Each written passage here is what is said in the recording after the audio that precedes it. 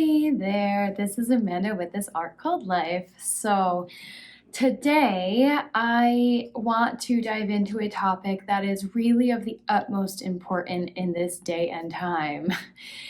I want to dive into the notion of discernment and critical thinking and debate and intuition and truth.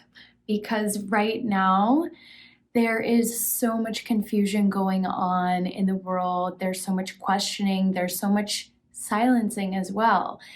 So this is a really, really important topic to discuss because there's so much information out there that it can be really difficult to know what's true and what's not because so much of it conflicts directly. There's people saying one thing, there's people saying the complete opposite, there's people calling those people conspiracy theorists, there's people calling those people liars. So what the heck do? We can only use the information at hand, but often information is hard to validate these days as well. You go on Google, you can find anything to support one side of the argument or the other. Depends on what you're looking for. And it depends on how well you know how to research, which is another key point. Unfortunately, facts aren't always facts, and our beloved search engines don't always return unbiased results. You have to know where to look and what sources to actually trust and use, even if it's the search engine itself. So we are in a time where critical thinking is truly not being encouraged, and that in itself is really, really terrifying in my humble opinion, because even science itself is based on a foundation of critical thinking and questioning and debate and challenging the information given and challenging the status quo. How do paradigm shifts happen? Well, somebody presents new and different information that might contradict completely what we believed before, but that happened with Copernicus and the sun. That is happening now with quantum physics, although a lot of those truths are being kind of hidden, kept from the common understanding of how reality actually works. But that's a much bigger topic in and of itself. That all said, we are all built with intuition, and that has also been kind of sidelined. We all come into this world with an inner knowing, an inner truth, a gut instinct that tells us when we are in danger, and we trust that when we are in physical danger. How many stories have you heard when somebody just knew something was wrong and they were dead on, or their gut instinct told them to turn around and not go down that alley, or not turn down that road, or to call the doctor? So for me, my gut instinct told me to call the doctor and tell them I needed a CT scan. And they were like, you're crazy. You need a reason to get a CT scan. That's not going to happen today. You need insurance approval. You need a reason. Yeah. Well, guess what? My intuition was dead on, unfortunately. I got that CT scan that afternoon, and in my humble opinion, it saved my life / caught it early enough that it hadn't spread all throughout my body. I'm referring to my non-Hodgkin's lymphoma that I was diagnosed with about 5 years ago. So our intuition is our best friend.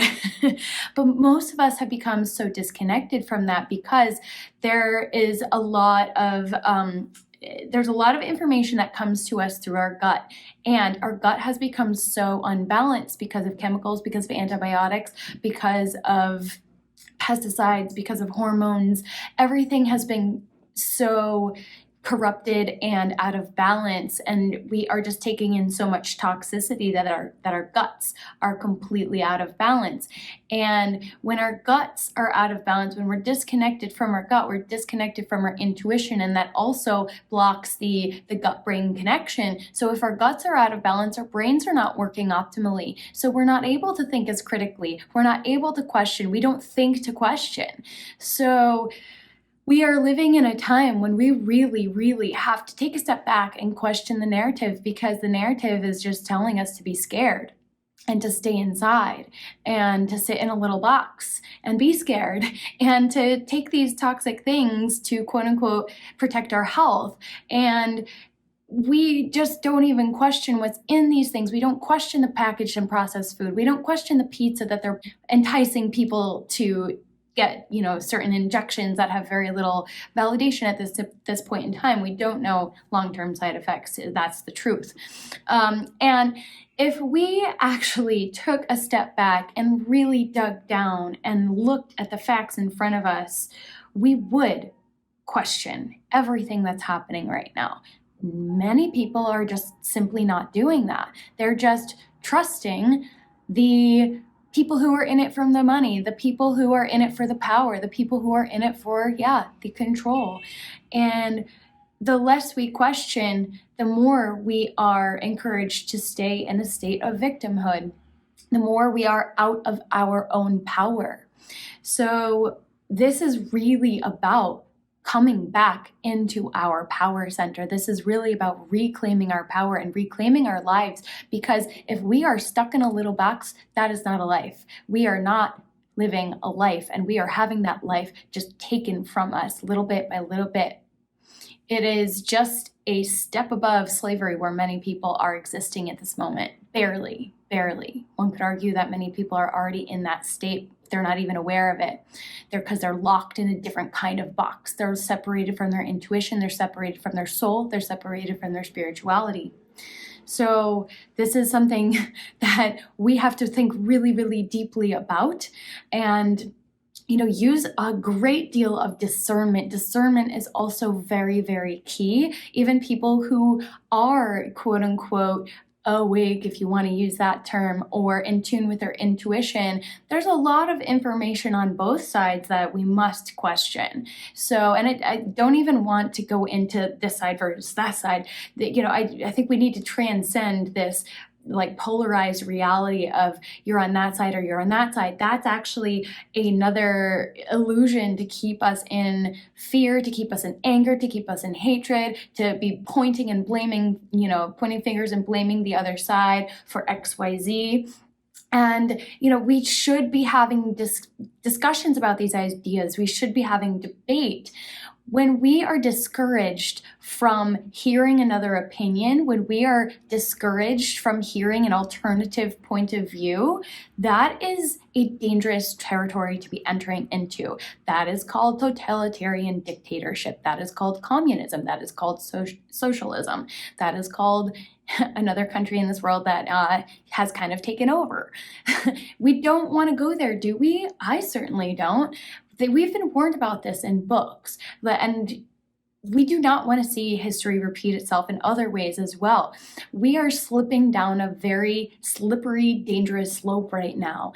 And if we are not allowed to have discussion and debate about really, really important issues, primarily health, which is basically life, because without health, what do you have? Basically nothing. Take it from a cancer survivor.